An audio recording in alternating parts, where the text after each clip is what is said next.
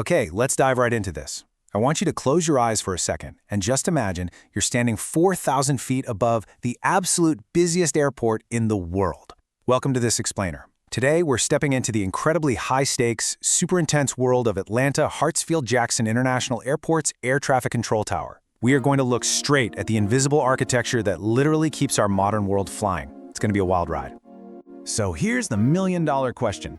How on earth do you safely juggle 2,600 planes a day? Seriously, take a second to just process that volume. We're talking about massive tubes of high-speed metal, hundreds of lives per aircraft, constantly shifting weather patterns, totally unpredictable human factors. How exactly do you manage all of that without a single drop? No way it's easy, right? 2,600. That is the actual number of daily landings and departures these controllers are orchestrating day in and day out. It's just a relentless, non-stop flow of metal coming and going, and it requires absolute pinpoint perfection every single time. And when we zoom out a bit to look at the annual scale, well, pre-pandemic, we're talking about roughly 190,000 flights a year. Now here's the detail that should honestly just blow your mind. This massive volume of traffic, everything happening within a 5-mile radius and 4,000 feet up, is overseen by a rotating staff of just 58 controllers. Yeah, you heard that right. Just 58 people essentially holding up the sky. And the reason it's so stressful is captured perfectly by this quote from our source material. This is the ultimate in domino effects. Look, if you've ever been sitting in an airport in, say, Chicago or Omaha, or even halfway across the world, and your flight is suddenly delayed, there's an incredibly good chance it actually started with a tiny hiccup in Atlanta. One single mistake, one sudden pop-up storm, or a delayed sequence here doesn't just affect one runway. It sends a massive shockwave of disruptions throughout the whole country and parts of the world. The stakes are, quite literally, life or death, and economically, they're absolutely massive. Section 1. Inside the controller's brain, the immense human toll of managing the skies. Let's step away from the sheer scale of the machines for a second and really zoom in on the human hardware required to do this job. Because the cognitive load placed on these 58 individuals is it's almost unfathomable. You definitely don't just walk in off the street and get a job like this. It's a grueling journey. Just getting hired takes 6 to 9 months of super rigorous vetting. Then you're immediately thrown into intense bookwork and simulator scenarios that are strictly pass or fail, no second chances. And even if you miraculously make it through all that, you face up to 5 years of intense, on-the-job evaluation right there in the tower itself. It's an incredibly stressful crucible, which honestly is exactly why a fully qualified controller here earns a highly coveted average salary of around $145,000 a year. Let me tell you, they earn every single penny of that. The reason that training is so brutally intense actually comes down to basic biology. Studies show that the average human brain can comfortably hold about 7 items in its short-term memory at any given time. Think about trying to remember a phone number, right? Well, an air traffic controller in Atlanta, they are frequently holding, monitoring, and communicating with up to 30 aircraft at once. 30! It's quite literally a superhuman juggling act. You've got 30 dynamic, fast-moving puzzle pieces in your head. And then, poof! 1 minute later, you hand off that radio frequency, the board is wiped completely clean, and it fills right back up again instantly. So the really crucial point here is that the human brain just isn't naturally wired to sustain this level of extreme hyper-focus indefinitely. The mental drain is so incredibly severe that the Federal Aviation Administration actually has a legal mandate. These controllers absolutely must step away and take a mandatory break every 2 hours. You just can't afford to have a fatigued mind making dynamic, split-second decisions when hundreds of lives are quite literally on the line. Section 2. Orchestrating sky and ground, the precise division of labor in the tower. Okay, so to handle that unbelievable cognitive load, the tower utilizes a brilliant strategy of dividing and conquering. They basically split the airspace and the pavement into incredibly specific roles. On one hand, you've got the local controller. Their entire universe is the sky and the runway. They focus exclusively on clearing planes to take off and land on one specific runway, and literally nothing else. But the second a plane's wheels hit the tarmac and it exits that runway, they initiate a perfectly seamless handoff to the ground controller.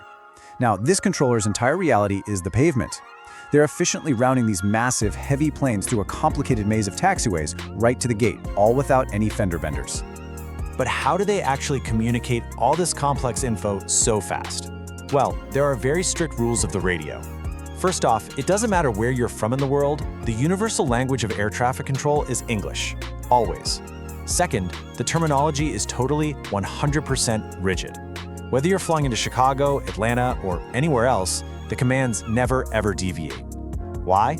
Because they practice what they call short calls. That means minimal talking, zero wasted words. Think about it.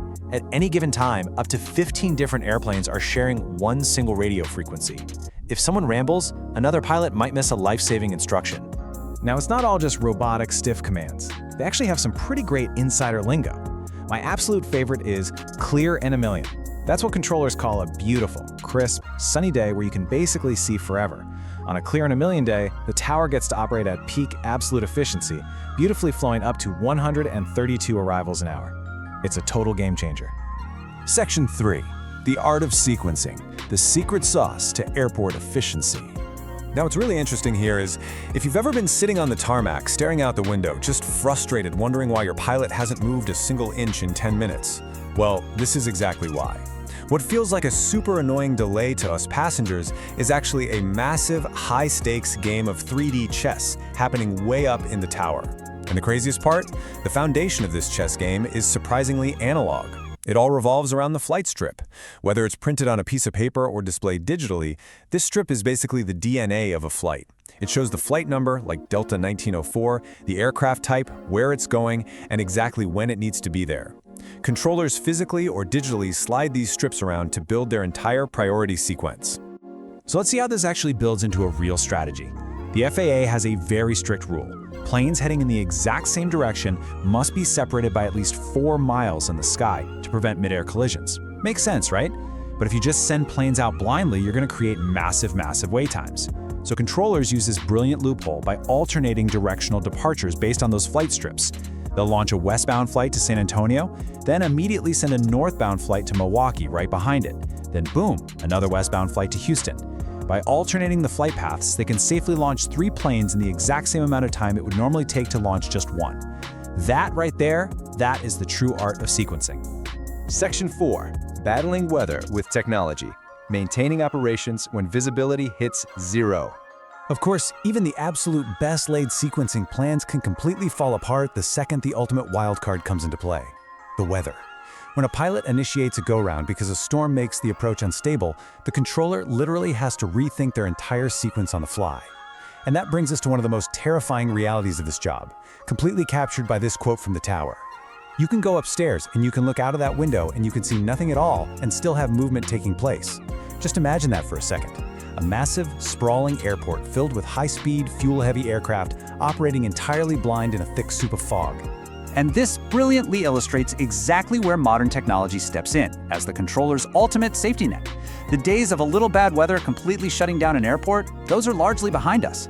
Physical flight strips are now automated and mirrored on digital displays, seamlessly passing information right down the chain.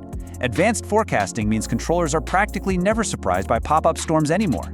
But the real game changers here are the ASDEX radar and GPS tracking systems.